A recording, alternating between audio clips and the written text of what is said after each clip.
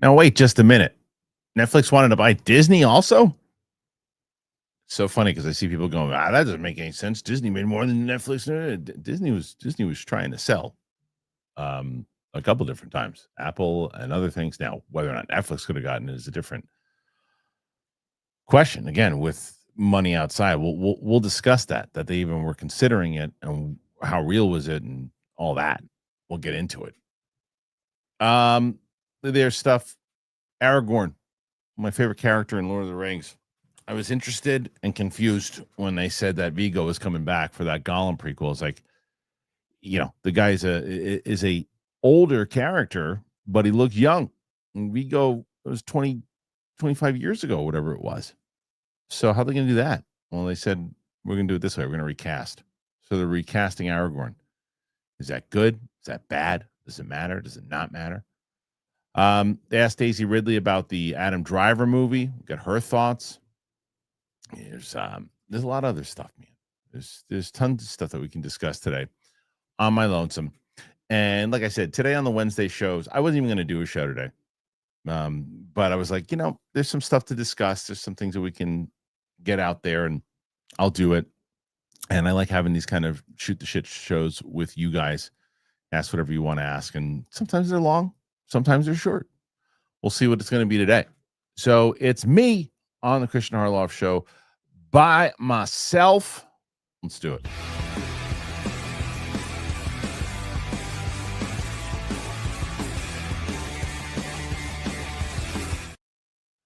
What's going on, everybody? Welcome back to the show. There's going to be some interesting talk here today. There's some interesting stories. And the first was this one. It's like Disney was up for sale and Netflix wanted to buy them before anything. Well, that's the report. Comic Book Movie says Netflix considered buying Disney before moving forward with the $82 billion acquisition of Warner Brothers. So it's been confirmed that Netflix considered buying Disney, Marvel Studios, and Star Wars before ultimately shifting its focus to acquiring Warner Brothers Pictures and HBO. While it will still face competition from Paramount Skydance, Netflix is moving forward with its planned acquisition of Warner Brothers Disney film and TV assets. When it's all said and done, the company will own one of Hollywood's oldest movie studios in Warner Brothers Pictures, giving it theatrical business to go with its streaming platform. Of course, the big fear is that is all of part of Netflix's plan to destroy theaters and create a Netflix Warner Brothers mega platform. And yes, if it happens, bet on the monthly subscription price skyrocketing. It seems that Netflix has been on the hunt for a major acquisition for some time. Bloomberg is reporting that the streamer considered buying Disney. That means it would have had Marvel, Star Wars, and even the House of Mouse theme parks and cruise ships. EA was also considered through the video game company. It has negotiated a deal to go private with the help of group investors, including somewhat controversial Saudi Arabia's public investment fund. As it stands, Netflix's $82.7 billion acquisition of Warner Brothers will give it access to HBO, DC Studios, Harry Potter, Lord of the Rings. As for why Netflix didn't get its hand on Disney, it's partly down to co-founder and chairman Reed Hastings, who avoids major deals because he prefers to build things from scratch. Also, executives could never coalesce behind a deal because they didn't want to hurt their stock price by overpaying for an asset that traded at much lower multiple. Ted Sarandos recently said, despite industry fears, he's committed to the theatrical releases. Okay. So, again, confirmed. Is not one of these things like, I don't believe it. And it's confirmed. So you believe it or you don't believe it. How they were going to have the money, another question. But I'll tell you, I think I would have rather seen them get Disney than Warner Brothers, to be honest. I would have loved to seen what they would have done with Star Wars. I would have loved to seen, and is that selfish? 100%. And to see new ownership on that side of the Disney brand, I think it's time. But there's a lot of stuff that the Disney brass is still doing that's pretty good, and that's not bad over there, and they're making things that are working. But I would have liked to see Netflix take over, especially with Star Wars. So that's the main thing. But I happen to agree. David Jordeo says no. Apple should get Disney. I happen to agree with you. I think I'd rather see that happen. If it's going to happen at all, that would be amazing. I just don't know if it will. So, yeah, I don't know. Apple would be great. Apple would be great because they wouldn't. It'd be quality over the quantity stuff, and I think there'd be a lot more. God, I would love to see that. I would love to see Apple take over Star Wars and Marvel, um, and the theme parks and all that other stuff too. So this is interesting, though. It just shows that they wanted to get into the game, and it proves again a lot of us wrong, myself included, that they were just kind of driving up the price and had no interest in this and were just running their own thing. They clearly had an interest, but I actually take the opposite side of this, where the fear mongering that goes into it about how they're going to stop the theatrical and all that. I actually think this proves the opposite. I think this shows like, no, we've got our thing that we do and that we have for streaming and other things, but let's get that theatrical branch, and whether it's Disney or Warner Brothers, whatever it is, they're making a play. So, yeah, man, that is, I think, though, as a few of you have already mentioned, I guess the bigger question, right? So if Disney was even being considered, like it's one of those, if it said in that report, well, the reason they didn't get it is Disney didn't want to sell. It's not on the market. It's not what the report said. And from what I heard, at one point, Apple was close, but they didn't want the theme parks and the other stuff that came with it, so they backed out. But that doesn't mean that it can't come back around. And that's why I've been so adamant and hoping that Apple would get it. I just think that I don't know if they're going to go back again. I'd like to see them go back. I'd like to see that happen. Be great. Is the Supergirl teaser trailer out already? It's tomorrow, I thought. Is it out now? Is it? Let me see. I hope not. End this damn show. Do a trailer reaction. That'll be the end of today's show. Let's see. Did it drop? I don't think so. I didn't see that it dropped.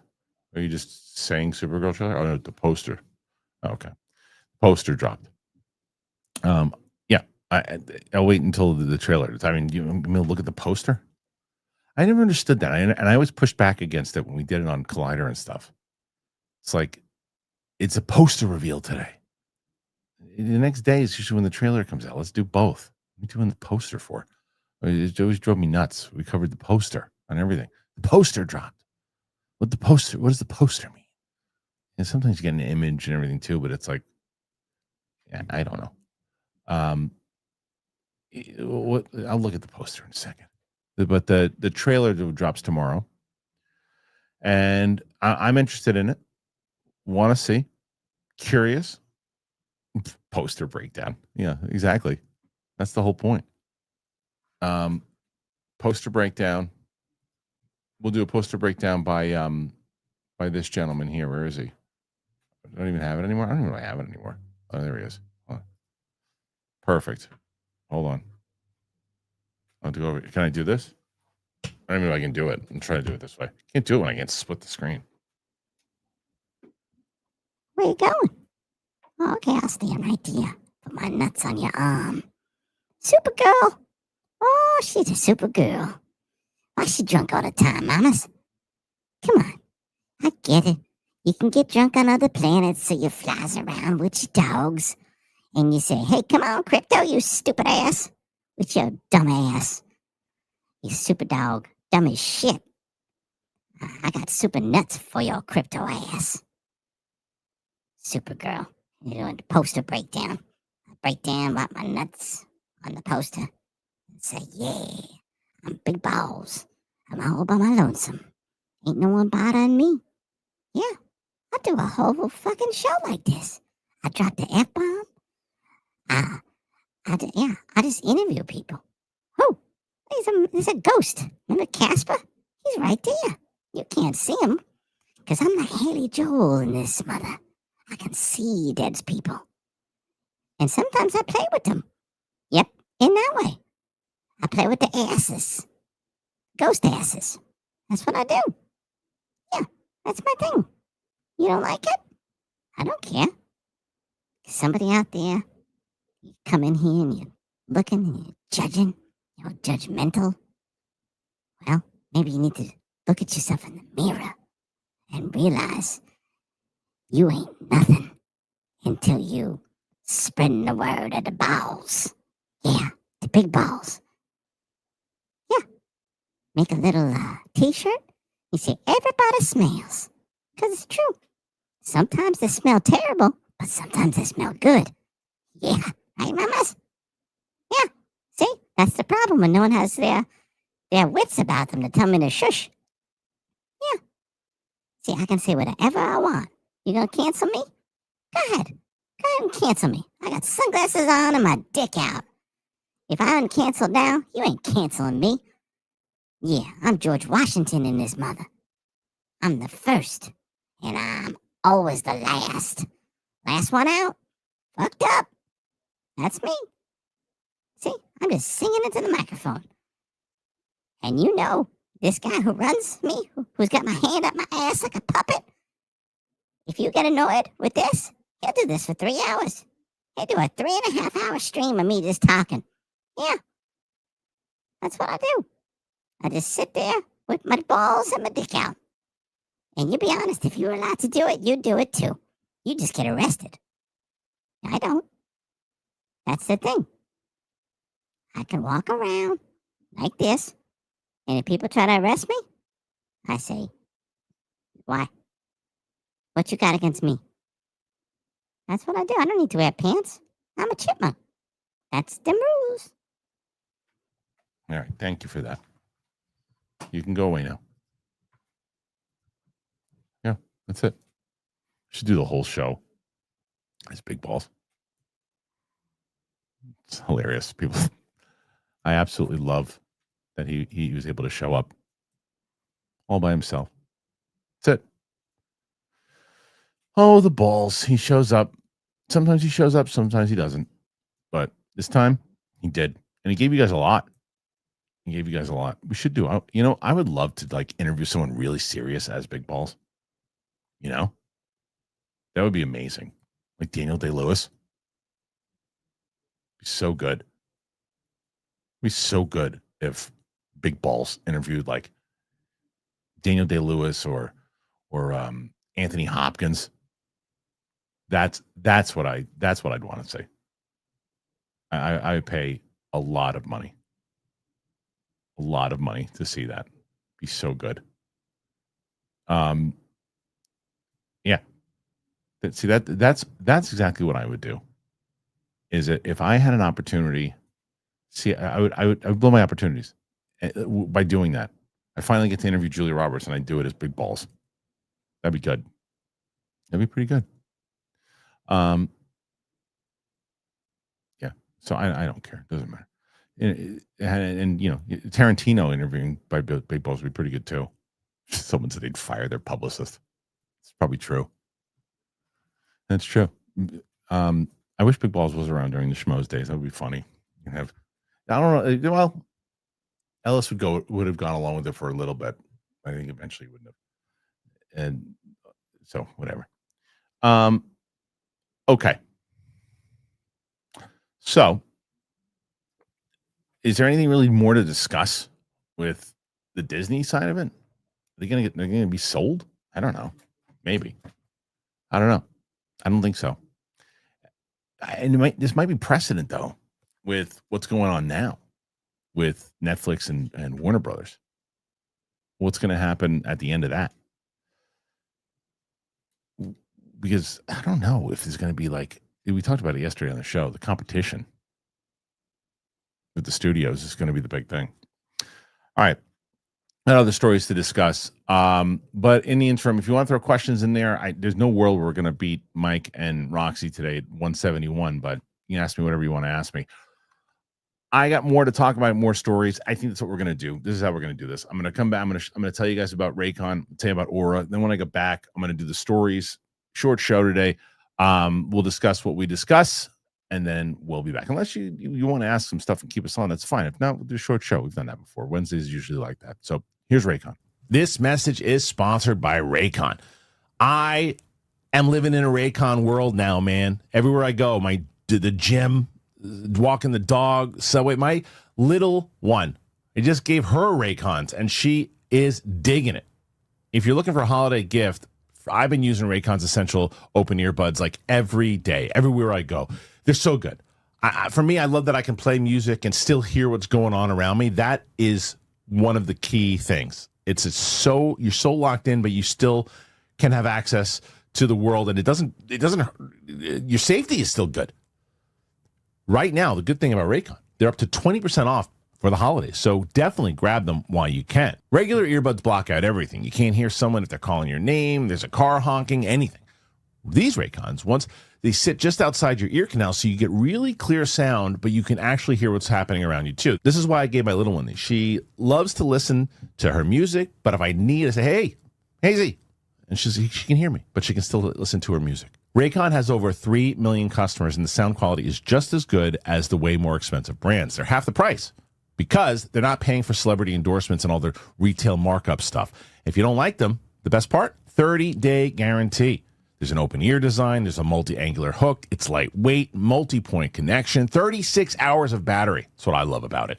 I'm telling you, I love these things. I have the New York Yankee ones, and I use them religiously. Now, the ones I got for my little one, the Essential Open Earbuds, they are here for the holiday season, and they are selling fast. Raycon audio products are up to 20% off this holiday season. You have to go to buyraycon.com/Kristian Open to save on Raycon audio products site-wide. You got to order by December 15th, guarantee delivery by Christmas, because great gifts shouldn't show up late. This is one you're going to get. And everybody who's been getting them so far is saying, you're right, Raycon's did. Shiz. Can I say that? I just did, I guess. All right, I'm so excited to find new gifts for people in the holiday season. And I know people are looking for gifts. They're running around right now. I get it. You're like, what am I going to get for somebody that I know that they're going to like? It's stressful. Trust me. I got it. Aura Frames. It is the one that you're going to get for somebody, and you're going to feel like, oh, they really thought about me when they got this. I have a problem when it comes to searching for like my mom. What is she going to like? I don't know. And I'm like, you know what? Getting her a frame. She's going to love it. She's got so many great pictures from the past and things she could use. It's amazing. So here's the beauty about it. You can upload unlimited photos and videos to this thing. You just have to download the Aura app, and it connects right to the Wi-Fi. You can preload the photos before they ship out. You can personalize your gift. You want to put a message in there. It's amazing. You can share photos and videos, no problem whatsoever. You can go right from your phone, and it's all year round. And there's a gift box included. That's pretty cool, too. Every frame that comes packaged in a premium gift box with no price tag. So for a limited time, you can save on the perfect gift. You got to visit auraframes.com. You're going to get $35 off of Aura's best-selling Carver matte frame. It's named #1 by Wirecutter. You got to use the code, though, Kristian, at checkout. That is auraframes.com. Promo code Kristian. Now, this deal is exclusive to listeners, and frames do sell out real fast. So if you order yours now to get in time for the holidays, you're going to appreciate it. Support the show by mentioning us at the checkout. Terms and conditions apply. Thank you to Aura Frames and to Raycon. Already seen people talking about, I think I'm going to need to get myself some of those. If you haven't done it already, don't miss out on the deals. I'm telling you, especially those earbuds, man. They're so good. I love them. I'm getting a pair for a friend for Christmas. Okay, so let's get to this story. This was going to be the lead story, but we decided to talk about that Netflix potential Disney thing. But check this out, yo. Aragorn. He's going to be recast in The Hunt for Gollum. The upcoming Andy Serkis directed The Lord of the Rings Hunt for Gollum is expected to see multiple actors from the original Lord of the Rings trilogy reprising their roles. As previously reported, the film is set just prior to the events of Lord of the Rings. The Fellowship of the Ring, as Aragorn, Gandalf, Sauron are all looking for Gollum, and the story will unfold from Gollum's perspective. It was previously confirmed that characters like Frodo and Gandalf all appear in the movie, with Aragorn expected to be a major role as he's tasked by Gandalf to find Gollum before the creature can share any sensitive information about the One Ring with anyone. Would take it back to Sauron.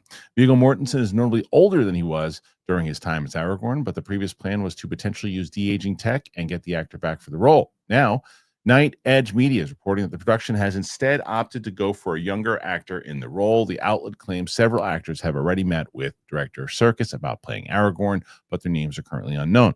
The Rings trilogies have recast major actors before, most notably the character of Bilbo with Martin Freeman replacing Ian Holm in the role of the Hobbit trilogy. Serkis directs the film, Peter Jackson producing, yada, yada, yada. I'm kind of torn on this because I understand if they don't, well, a couple different things, right? The de-aging side of it. If the one place that can really get it done, it's these guys with Weta and all that.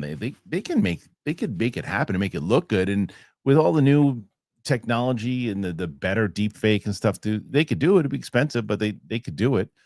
It's more about the Irishman side of it. It's the movement, because Vigo ain't 25 years younger, 25 years older, and the movements, whether you're de-aging or not, you can tell. The De Niro stomp, 7-year-old man trying to pretend he's 25 years old, you can tell it immediately.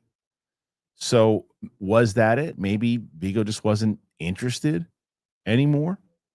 But the problem is, it's the solo side of it. It's going to be hard if these other characters are coming back and Vigo isn't.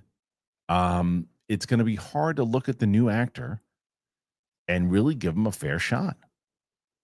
And this is one of those things. Again, this is right before the events of Lord of the Rings, so he's got to kind of match the tone. You can't do one of those things though. In this, everybody always takes this stance, and there's sometimes you can't do it. It's like, well, he wanted to make it his own.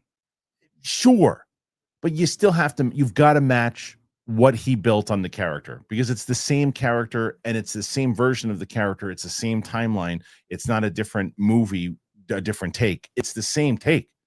You've got to match. Whoever gets cast as him has to match his energy, and that ain't easy to do. You have to match his character choices.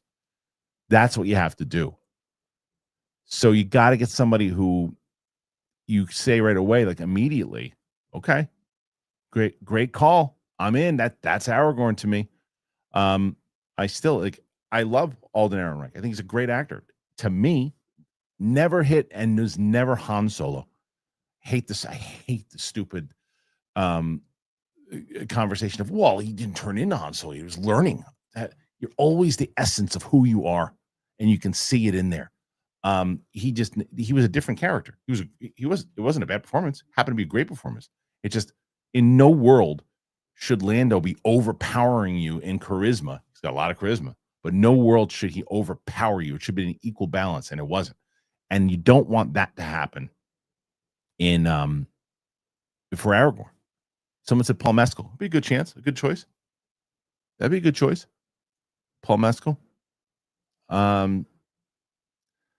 I'm very interested to see if they're like how this is going to work, because that was an exciting thing to see him coming back as Aragorn, because I think that even though he was 25 years older, I think as an audience we'd be pretty damn forgiving, because it's Vigo.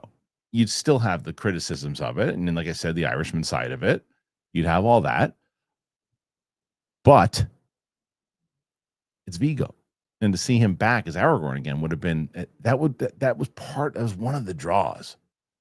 So I think this is one of those times. I'm torn on this, because most of me says getting an unknown is going to be risky, very risky, because if you get the unknown, unless the unknown is just so good and it's a star-making performance, and it's this guy just made his career by reinventing or continuing Aragorn, but that's not an easy task.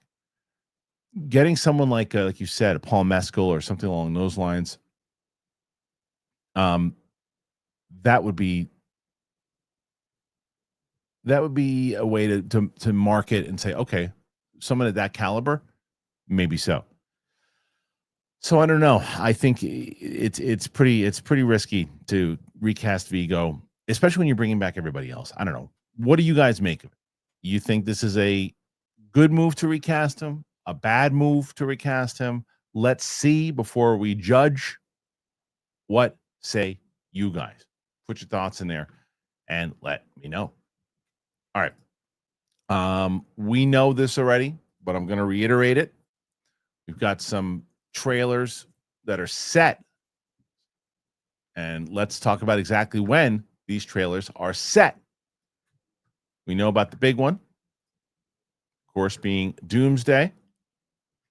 So we've got Doomsday, Masters of the Universe, Odyssey, the untitled Steven Spielberg UFO movie, Supergirl. Those are some big trailers. And I think every one of those, Masters of the Universe might not be on my anticipated because of what I heard about it. It was probably in the number 10, but now I'm very, very skeptical about the movie. But still interested to see a trailer. Multiple big previews for 2026 are due to arrive in the next week, and now 2 of them have been confirmed.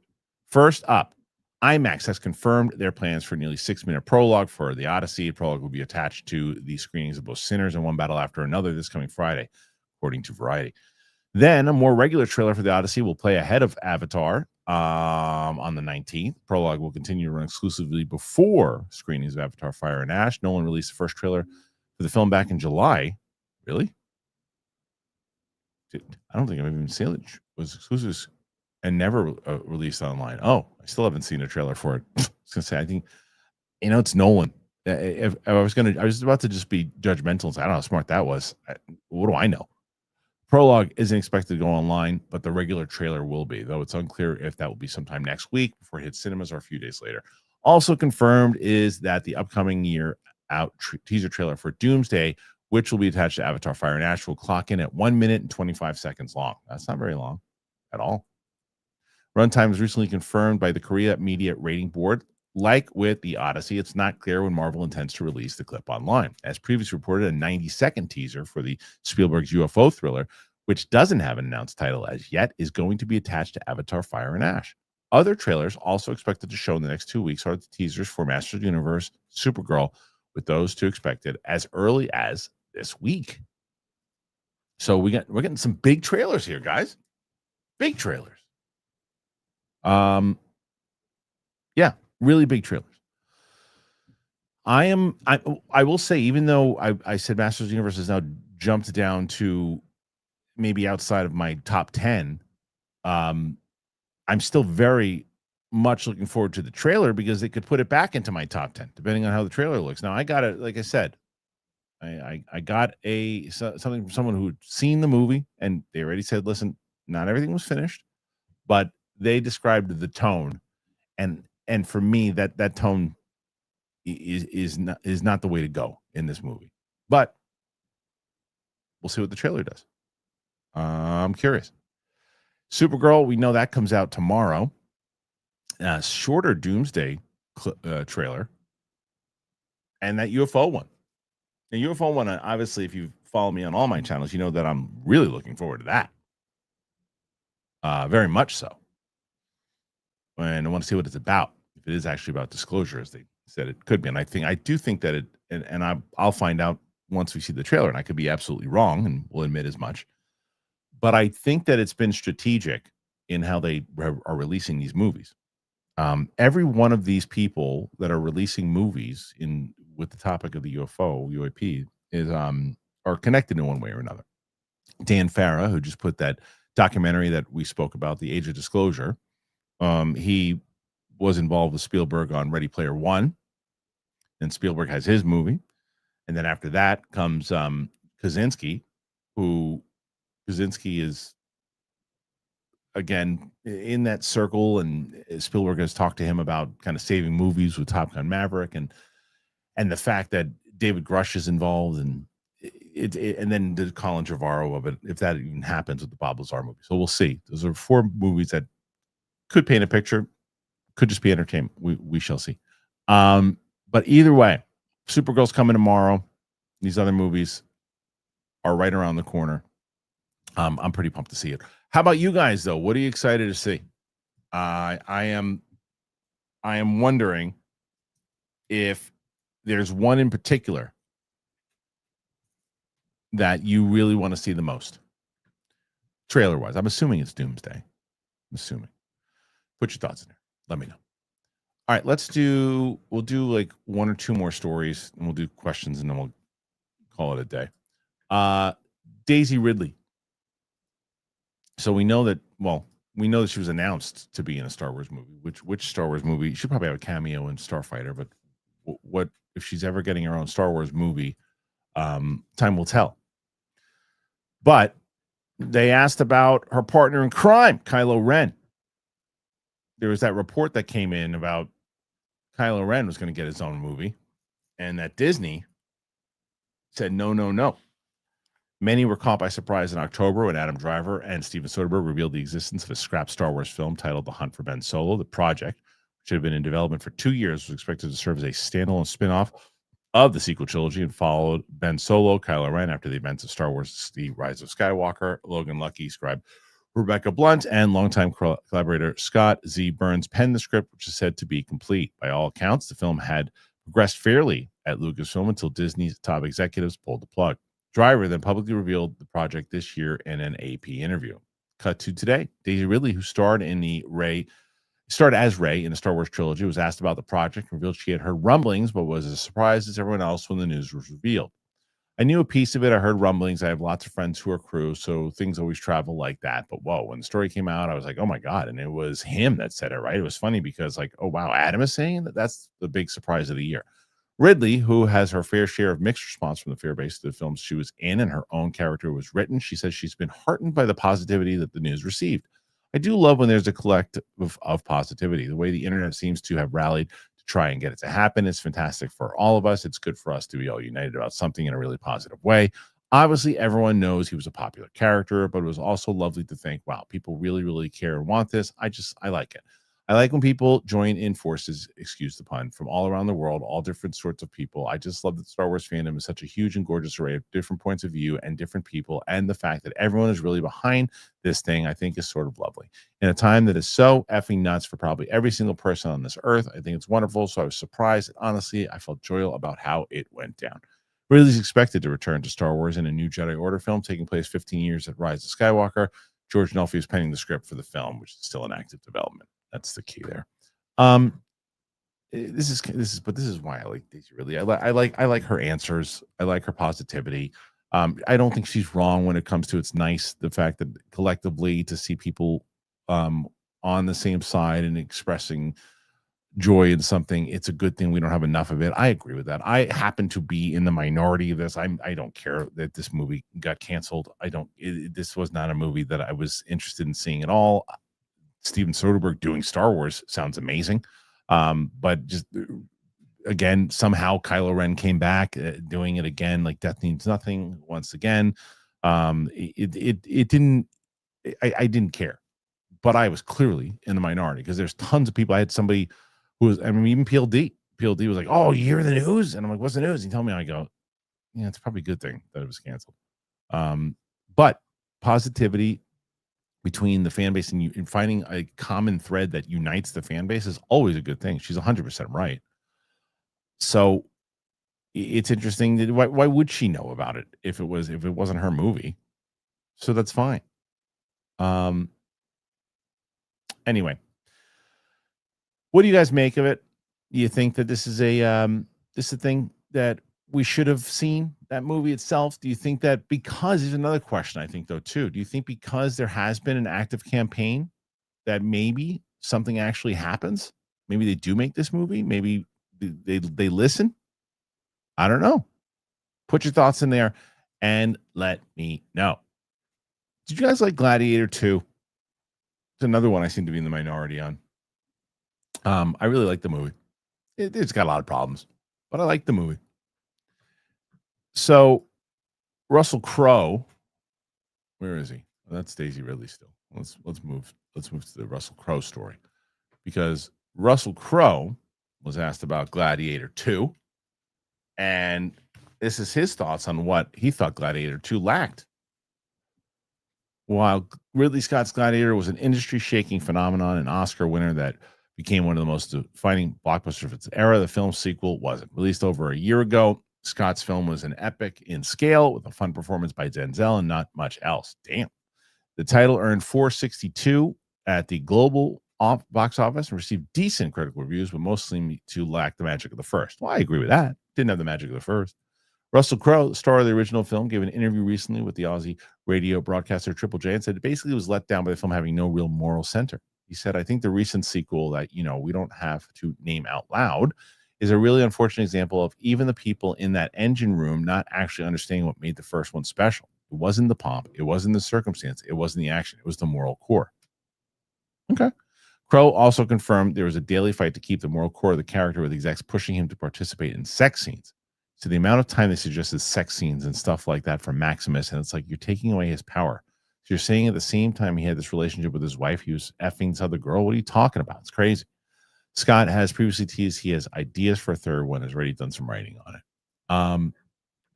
And this is where there are certain times, and I think we talked about this for a movie. That I think, what was the other one? Oh, Jurassic World, right? But these movies to me are significantly better than Jurassic Park movies as far as quality goes.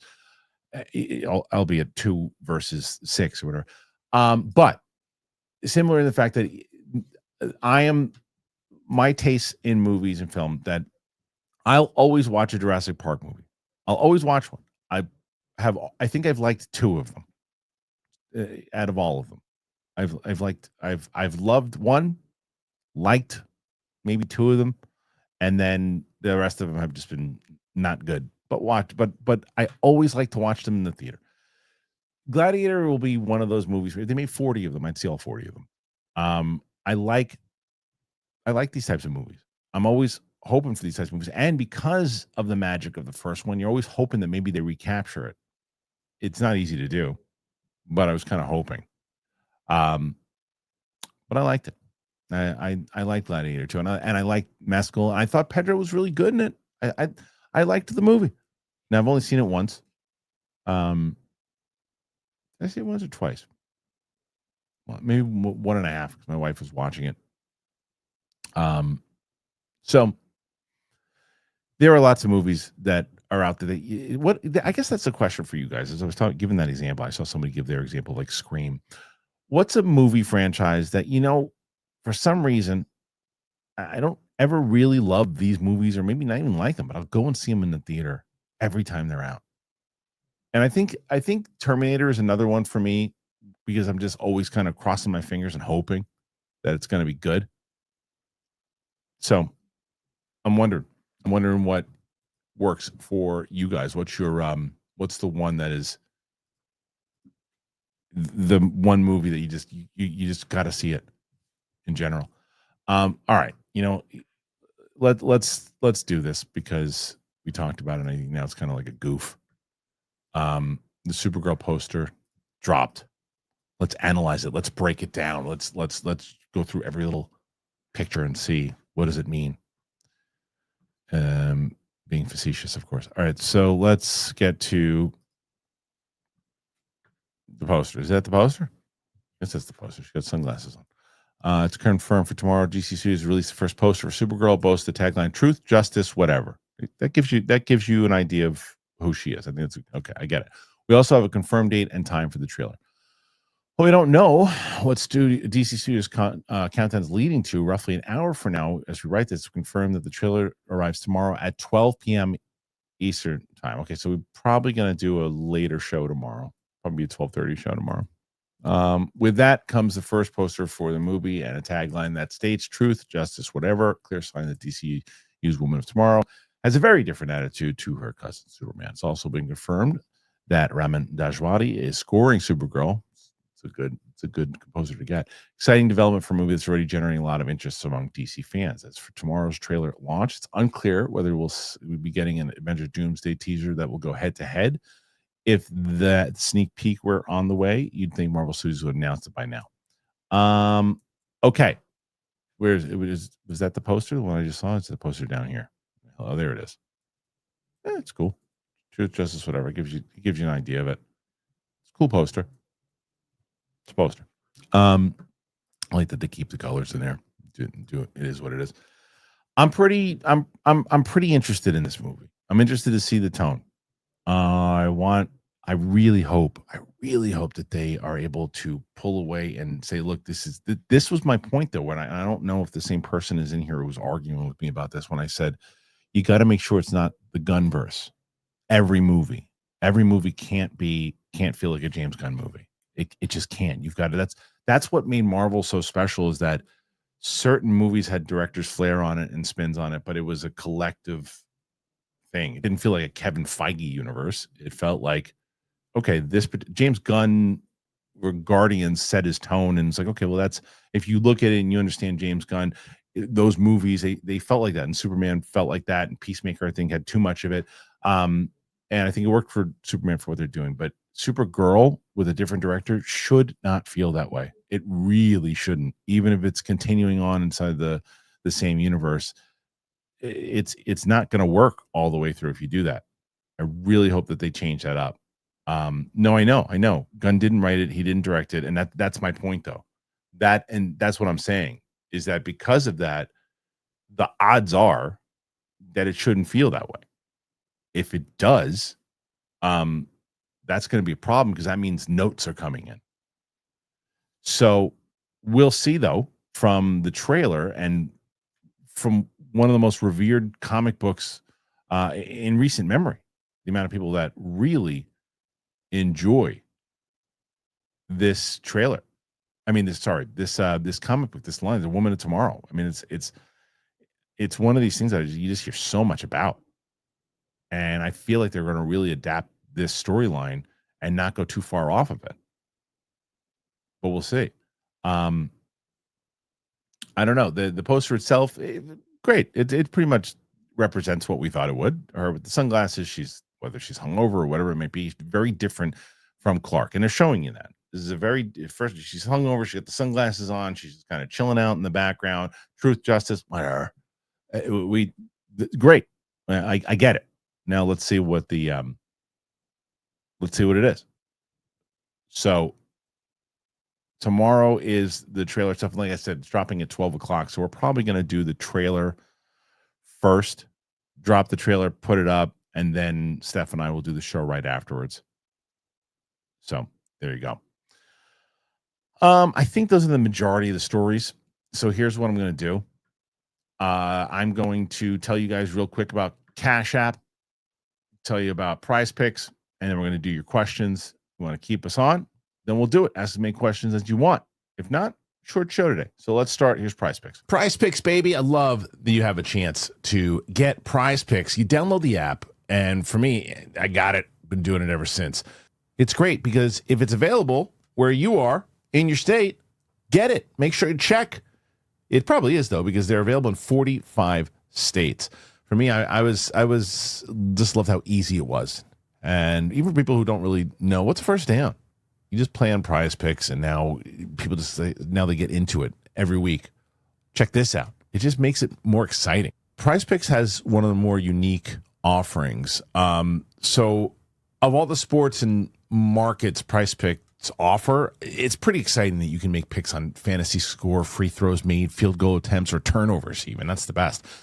I know a couple players who really stack up their free throws, to be honest. My favorite thing about Prize Picks is picking multiple sports in the same lineup. With the basketball back, you can put Steph Curry and Patrick Mahomes in the same lineup, and you could root for both. Prize Picks now has early payouts. If your lineup gets off to a hot start, you may now have the option to cash out those winnings before the game even finishes. I love how straightforward it is. You don't have to spend a lot of time trying to calculate the payouts. It makes it easy with the payout multipliers. It doesn't matter if it's a simple 3 times or a big 2,000 times. Prize Picks makes it easy to understand how much you can win. So if you download the Prize Packs app today and use that code Kristian, get $50 in lineups after you play your first $5 lineup. Use the code Kristian to get $50 in lineups after you play your first $5 lineup. Prize Picks. It's good to be right. I always get excited talking to you guys about Cash App because I always want to talk to the people who haven't got it yet. I'm telling you, you got to look out for some of these scams that are out there. People fall for them all of the time. It happens. You look at people make YouTube videos are just exposing these people, right? So you want to make sure that your stuff is secure. The holidays are all about finding that perfect gift, but this time of year, not every deal is actually what it seems. There's scammers that they're getting more creative and they try to trick people into sharing their payment info through methods, whether it's fake shopping sites, giveaways they're always too good to be true. Now, here's the good thing about Cash App. They have a 24/7 fraud monitoring. It helps detect and alert you for unusual card activity if someone gains access to your card, so you can act fast if something seems off. You can also lock or unlock your Cash App card instantly right in the app for extra control and peace of mind. You stay one step ahead of scams this season and keep your money secure with Cash App. I've just been so happy with them. I feel like I'm just protected.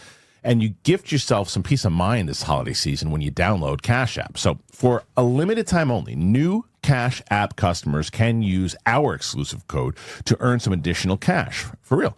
You just download Cash App, you use our exclusive referral code SECURE10 in your profile, and you send $5 to a friend within 14 days, and you're going to get $10 dropped right into your account.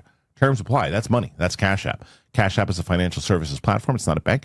Banking services provided by Cash App's bank partners. Prepaid debit cards issued by Sutton Bank, members FDIC. Promotions provided by Cash App, a Block Inc. brand. Visit cash.app/legal/podcast for full disclosures. Cash App.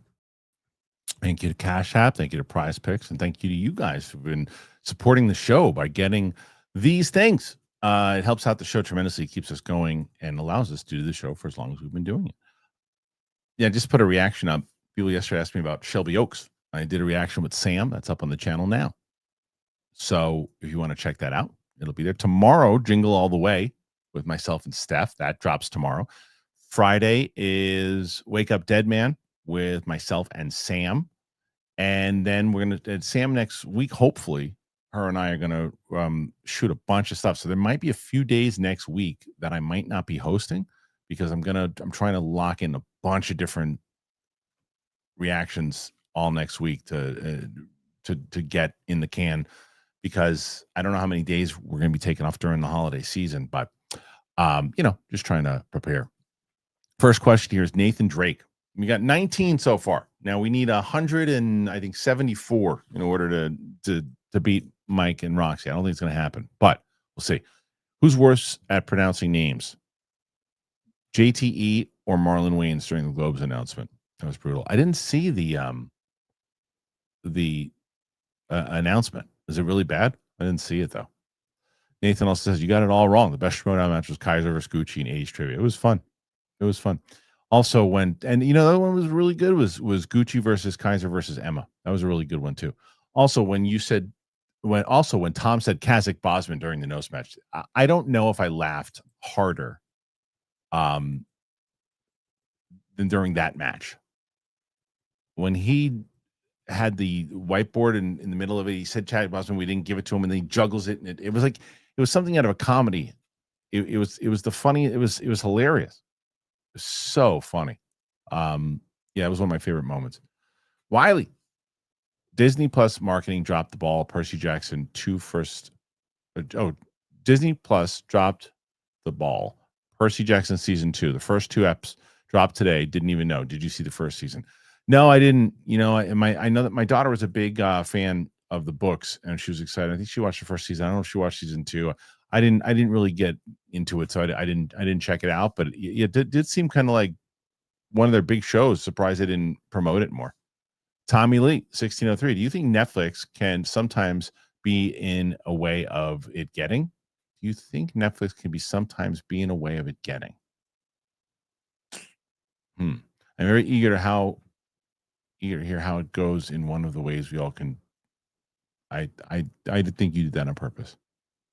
I think you did that on purpose. You just because either you did that on purpose or you've been drinking. All right. Corn Emperor. What's wrong with Disney board wanting to sell? Is Disney not successful? The board needs to change to people who want to make it succeed. I hate their POV.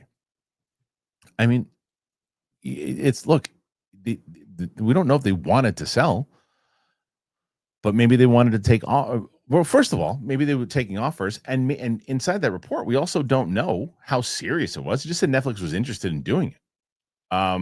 And the Apple thing, again, it was a conversation, and it wasn't enough to make it happen. It wasn't as serious as like Warner Brothers was ready and dedicated to selling it. That doesn't seem to be the case with Disney right now. Right now. So we'll see. Okay. 21. I like that. 21. Hell, I'll be happy we get 50 today. Alan Smithy. I wonder how Big Balls would feel about the Total Recall double ball kick.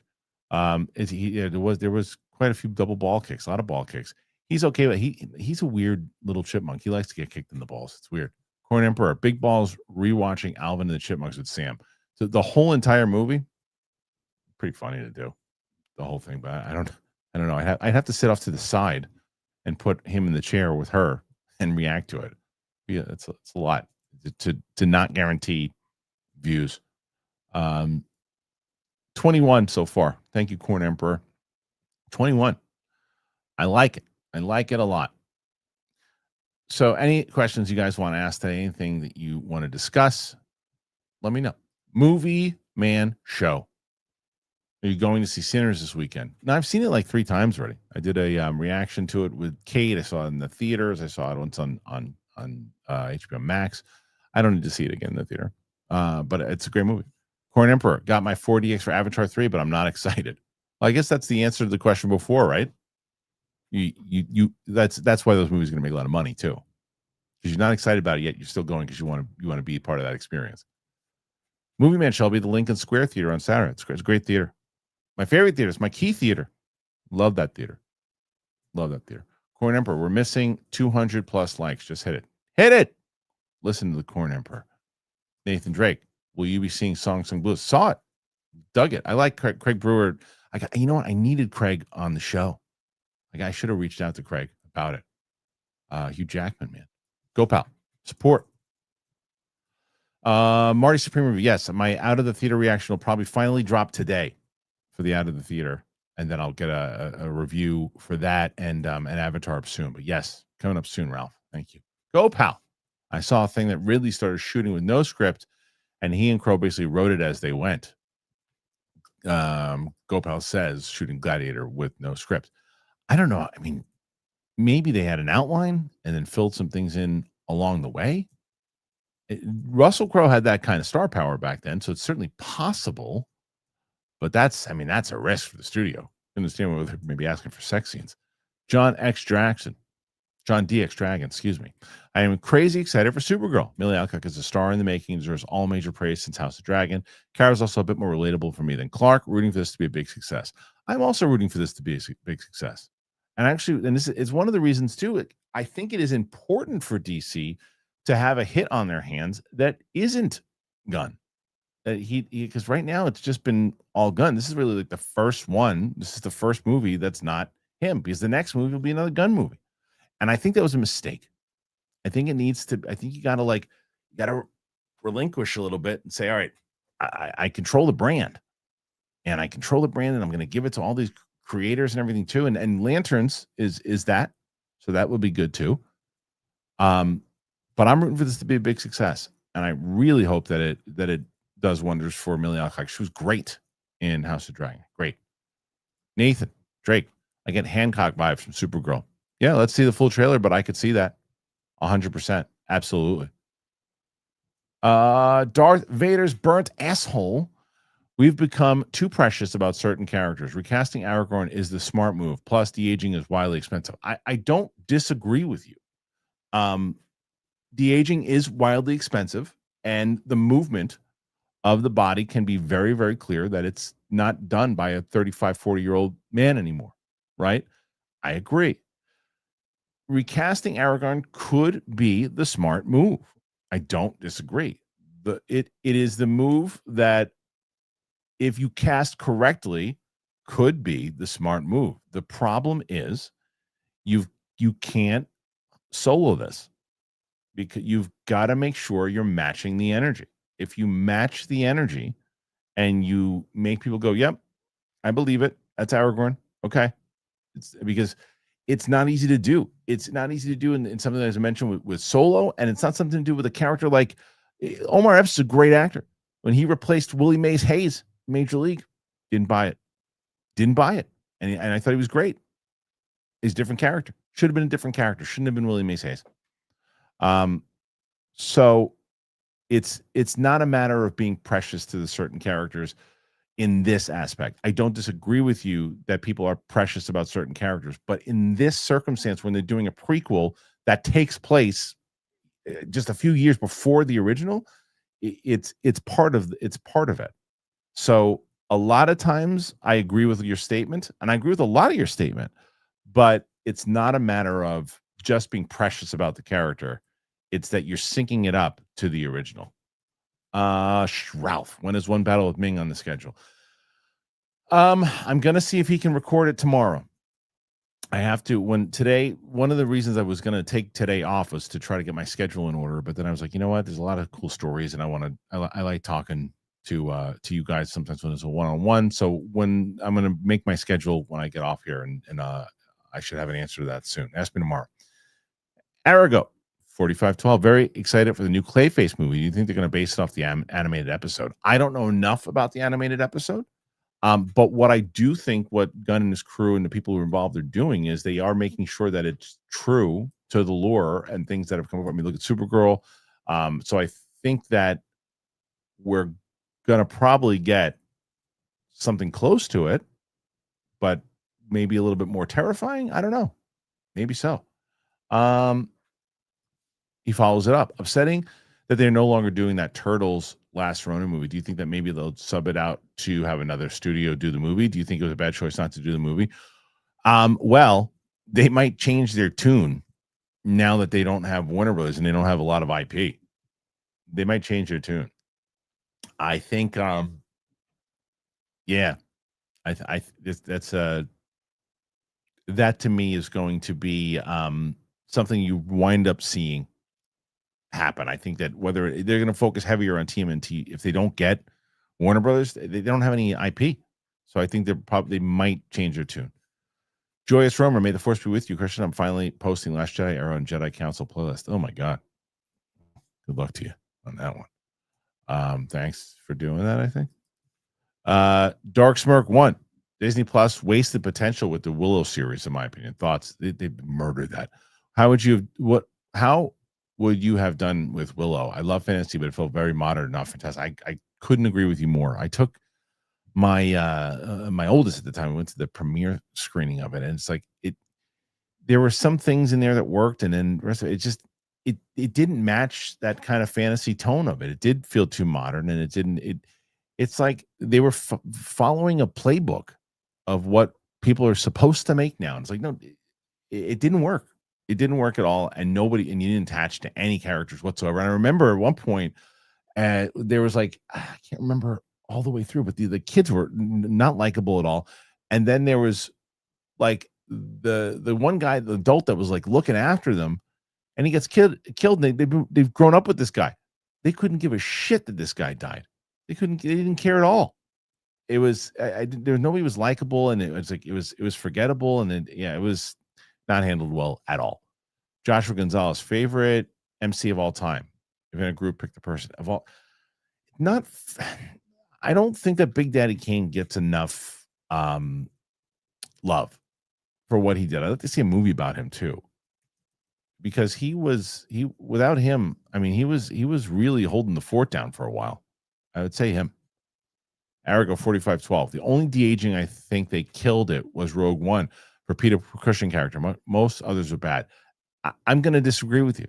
I think that the best de-aging that has ever been done, still to this day, is Michael Douglas in Ant-Man. It's really, really solid. And Kurt Russell's not too bad in Guardians also. But I think when you look at Peter Cushing now, in that, it seems video game-ish. I even think that the Luke in the Mandalorian episode, that Mandalorian episode, definitely not the Mandalorian episode, in the Boba Fett episode, is better than the Peter Cushing character. I would say that to me the best one is probably the Michael Douglas one, but it ain't easy to do. Okay. I guess that's it today. An hour-long show. All right. Hey, sometimes we get hour-long shows. Sometimes we get longer ones. But we did a show, and we got to talk to each other. I dig it. tomorrow, we'll be back, myself and Steph Sabra. But probably going to go live tomorrow, I think at like 12:30. So like 9:30 East. Okay, let's see. Corn Emperor decided it'll be Kickstarter for the show. So I mentioned this yesterday. Friday is my phone call. I did a video, and just for people who weren't here yesterday, so I'm repeating myself. I did a video on Instagram, and I got announcing like, "Oh, we're coming soon. Things are coming." And then I got a phone call like, "Hey, we've got a bigger plan right now. Let's hold off." And I said, "Okay, that's fair." So I deleted it. The idea is to introduce the director, the producer, maybe someone else that's involved on the stream, and then announce our plan of how we're doing this all the way through, because we do have the final plan now. But I can't explain all of it just yet.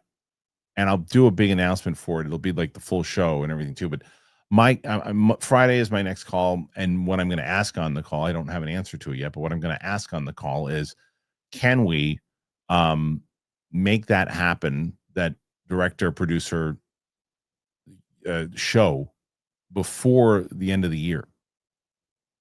We're not going to launch the campaign probably until I think January. But yeah, so that's kind of where we stand right now. Joyous Romer, hey Kristian, Doomsday trailer sounds thin on content. What's your thoughts? And I mean, well, first of all, I haven't seen the trailer, and it's a minute and 20 seconds. So I mean, how much content could be in it? At a minute, it's a teaser at a minute and 20. I think that if people start looking for excuses to say, oh, they don't have a story yet, it's a minute and 20-second teaser. It's when you get that 2-minute trailer of the story and you go, well, what's the story? That's when it's a problem. But a minute and 20 seconds, what do people expect to see? It's just hype train. The movie's coming out. Cat Mom for Jedi. Hey, Kristian, off topic. Have a great day. Go have fun. Thank you. I'm hoping. Let's see. Okay, now we're at 30. How about that? Jim 1242. Did you read Disney is barely promoting Wonder Man? Here's the thing. You got to remember something. I'm not surprised by this. And I'm not surprised by it because it was greenlit in the time during the Chapek era. And it was greenlit during, let's greenlight every damn show of every obscure character and everything that we had. Let's greenlight it. Let's make it happen. So instead of doing a Batgirl to it and just they're releasing it, but it's not something that's playing into their full narrative of where they're going forward with the MCU. So they're not using a lot of marketing costs. And if they don't think it's going to do very well, and they feel like they're going to hold back on it and say, look, we're putting the show out. When it comes out, we'll give a promotion of it. It does what it does. And I think they're dumping it all in one shot. I think you guys can correct me if I'm wrong on that. So I think that this is just the same thing that they've been doing with the shows that were lit during that era. So we'll see.